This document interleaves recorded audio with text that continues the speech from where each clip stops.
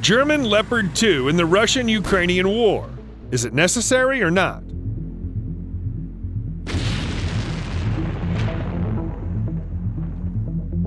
As Ukrainian forces run out of Soviet weapons and are replaced by Western ones, this Russian-Ukrainian war is becoming the largest ever confrontation between Russia and Western weapons. But so far, the US and other NATO countries are supplying Ukraine with their obsolete tanks and armored personnel carriers. After all, the same German Leopard 1 tank, created in the mid-1960s, can hardly seriously compete with the upgraded Russian T-32B3 tank, not to mention the T-90A tank. But it seems that the picture is gradually changing. The Americans have started sending Ukraine their newest M777 howitzers, and Germany has started talking about the possibility of supplying Leopard 2 tanks, the main German tank. In this video, we'll talk about this machine and assess whether it'll be able to adequately resist Russian equipment. The German Leopard 2 has become the main tank in Europe, replacing the American Abrams with similar characteristics, but with a much lower price tag. For example, the penultimate modification of the Leopard 2, the Leopard 2A6, costs $6.79 million, and the Abrams M1A2 SEP is $8.5 million. The British Challenger 2 is already pulling $8.6 million, and the French AMX-56 Leclerc is not asking for a modest $10 million. However, for the Ukrainian authorities in the situation in which their country finds itself, the cost of the supplied armament is the last thing on their minds. After all, the supply of Western arms to Ukraine is carried out practically for free under a lend-lease. That is, we'll give something back someday. For Ukraine, the main thing is whether the Leopard 2 can effectively fight the Russian T-32B3, which is mainly used by the Russian army in the war with the Ukrainians. The Leopard 2 was created to counterattack the Soviet tank Avalanche, the rapid offensive of which was expected by NATO strategists in case of a hypothetical full-scale war in Europe. The main component of this avalanche was the T-72.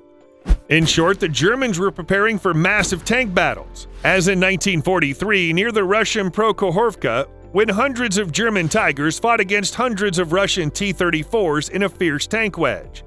If you look at the Leopard 2, you immediately find Tiger features. Rational angles of armor slope on the hull and turret are minimal, especially on the early modifications. Looking at all modifications of the tank, up to the A4, you immediately think a box by a box. And only starting with the Leopard 2A5, the Germans began to try to get away from the boxy look somehow. The Leopard 2 is rather bulky and heavy. The length of its hull is 7.7 meters, its width is 3.7 meters, and its height is 2.8 meters. The weight is 63 tons. But everything's not so bad. During the war with the USSR, the machines of the Katz tribe had problems with service life and the power of engines. And the main thing is that the Germans didn't manage to repair their complicated tanks in field conditions. So the mileage of Leopard 2 before overhaul is 10,000 kilometers. The power plant is a turbo diesel with a power of 1,500 horsepower, combined in one unit with the hydromechanical transmission. In addition to the high power-to-weight ratio, the technical solution gives good maintainability. The complete power plant can be replaced even in field conditions in 35 minutes. Excellent performance. The tank also has other advantages. The Leopard 2 has a powerful armament, a 120mm smoothbore gun with modern ammunition and 2 machine guns. The gun's stabilized in 2 planes, but there's no automatic loader. That's why there are 3 men in the crew compartment of the tank: the commander, gunner, and loader. And that's not all. There's a part of ammunition in the rear of the turret.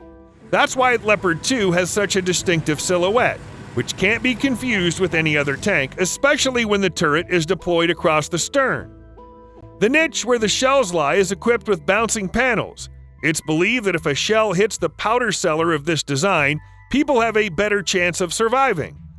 But the tank is equipped with an excellent Zeiss sight, effective fire control system, thermal imaging cameras, providing all-around view for all the crew members, a fire extinguishing system, a multi-layer armor padded from the inner side with anti-shatter mats. The Leopard 2 has been in service since 1979 and belongs to the 3rd generation of tanks.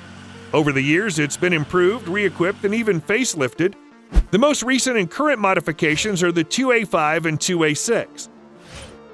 The latest modification of the 2A7 Plus was made in 2010. It's improved the fire control system, added an auxiliary power unit, an auxiliary armament module, digitalization of the turret. The Leopard 2 had its first baptism of fire in the Balkans. During the events on the territory of disintegrating Yugoslavia, German tanks regularly participated in various operations and events, occasionally coming under fire from the enemy. Nevertheless, in all such cases, the enemy soldiers had no serious weapons at their disposal, thanks to which the tanks did not suffer any losses. Then there was Afghanistan. There too the Leopard 2s served with dignity, although there were serious incidents with them, exclusively when the tanks ran over mines and improvised explosive devices. The most serious losses were when the Turkish Leopard 2s took part in the war in Syria.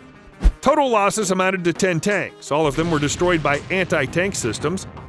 It should be added that Turkey has Leopard 2A4, which have no dynamic protection at all.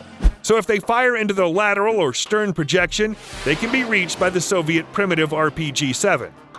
Now briefly about the main enemy that the Leopard 2 will have to fight if it gets to Ukraine. This is the Russian T-72B3 tank. The T-72 itself appeared in 1973. Since then, it's been upgraded several times. The last version of the T-72B3 appeared in 2011. The Russian tank is much lighter than the German tank, only 46 tons. However, in the machine's first years of production, there was an engine with a power of 840 horsepower. Therefore, the specific power was only 18.3 horsepower per ton. And the Leopard 2, thanks to its 1,500-strong engine, has 23.8 horsepower per ton. That is, the German is sharper than the Russian. But since 2016, the T-72B3 is equipped with an 1,130 horsepower engine. Therefore, the specific thrust immediately jumped to 24.5 horsepower per ton. The Russian tank has a smoothbore 125mm 2A46 M5 gun, which is at least as good as the Leopard's 120mm. In addition, the T-72 has an automatic loader, so it has 2 men in the turret instead of 3. This reduces the size of the turret. The T-72B3 compared to the Leopard 2 in general looks like a teenager compared to a grown man.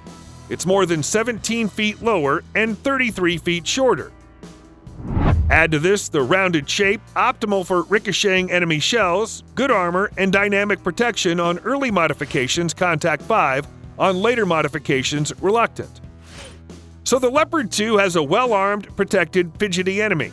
We hope that the installed top-notch Zeiss optics and modern electronics will help to aim at the Russian and hit him with a shell. So the equal opponents will meet in Ukraine. But as usual, the success of combat use in case of equality of forces depends on the ability of commanders and specific crews to appropriately use the available material. But the Russians have a distinct advantage. For Ukrainian tankers, the Leopard 2 is almost an unfamiliar beast. The Russian tankers have used their T-72s for thousands of kilometers at the firing ranges. But in any case, Leopard 2 should be in Ukraine. After all, in addition to experience, a great role is played by the motivation of the personnel. The Ukrainians do not lack this. They're fighting for the independence of their country, for their families and homes. What do you think about this? Will the German Leopard 2 help Ukrainians in their war with the Russians? Write about it in the comments below, and don't be stingy with the likes if you like our video. It'll help other people see it too.